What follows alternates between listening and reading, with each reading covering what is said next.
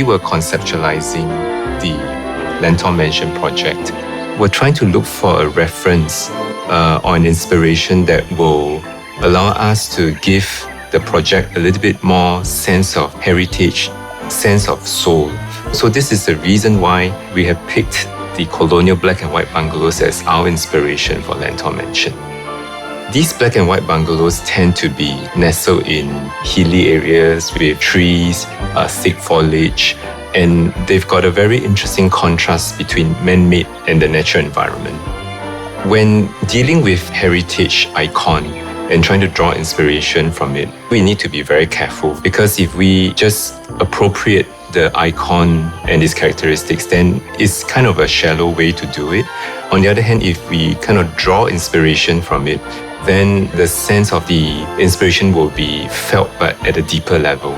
So the design process for us was actually had to go through many rounds of iteration with the architects and the landscape architect, figure out how to strike the right balance between drawing inspiration and just imitating the heritage icon.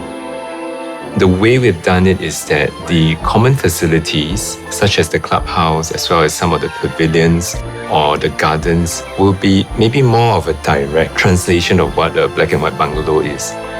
For the residential blocks, apartments, the inspiration will be a little bit more subtle, and really we just go to the fundamentals of natural ventilation, the sense of materiality that we can feel, and also the connection to nature that kind of guides us in terms of the way we design the apartment blocks.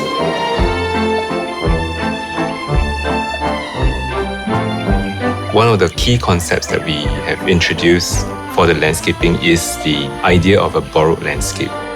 We try to blend the edges and select species that would also blend with the vegetation that is outside, so that the sense of the landscape would flow seamlessly from internal to external. Transformation of the Lentor estate have created a vision of an estate with built and nature highly integrated together. If you were to look at the estate or the location from an island-wide perspective, it's got a very strong draw that goes beyond the immediate catchment. Firstly, it's served by the Thompson East Coast Line, and the entire estate will also have very good access because it's planned from day one to have a shelter walkway to the MRT station wherever you are. And number two is that from a geographical location perspective, it's got very strong connectivity to many places, to the central, to the north, and even to other parts of the island. Lentor Mansion is also a 5-minute walk to Lentor Modern Mixed Development. In the mixed development, you have various amenities like supermarket, retail, F&B. Within Lentor Mansion itself, there is also a childcare center. We've designed the entrance such that the access to the childcare center is actually different and separate from the residents. So in a way, the childcare will not really affect the privacy, but at the same time, for residents, it's very convenient. It is also within a kilometer to two very good schools, St. Nicholas as well as Anderson Primary. For Lentor Mansion, we look at it as very much more targeting owner-occupier. So the different unit types from 2 to 4 to 5 bedrooms, no matter how big or small, we put a lot of attention to make sure that this is a home that people can move in and live for a long time.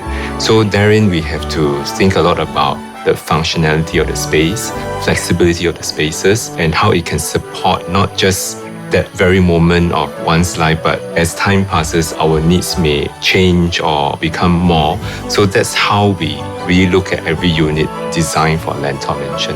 Very, very much targeted at owner-occupier. One of the things that we always do will be the strong sense of arrival. So here we have introduced a driveway lined with some heritage tree, and arriving at the drop-off, which is at the clubhouse, which is modeled and inspired by a black and white bungalow. We will have a 50-meter long swimming pool. We will have other sort of leisure pool as well. And the green lawn These are some of the sort of DNA that you typically find in a Guacoland project. What is new here would be a camping site, because we are next to a nature area, and so we have introduced a site that you can sort of do camping in your own estate. We have various sort of gourmet kind of a pavilion that will be overlooking the park outside. We've also introduced a pet garden so that owners can, within the estate, kind of walk their pets and let them exercise a little bit and so on.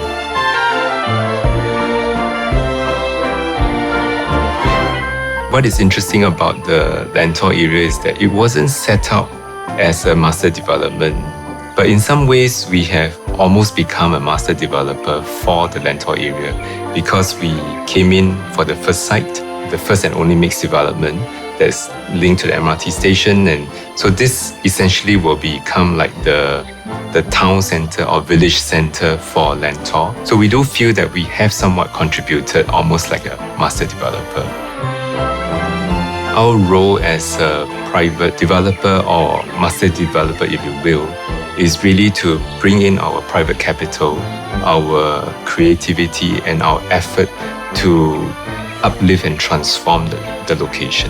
And by bringing in the community that will appreciate and be very committed to this estate, it will have a long-term positive impact on how this place will eventually evolve. This is a brand new creation. We really wanted to create a sense that the residents who live here will feel like they are actually in a place with history, with heritage and soul.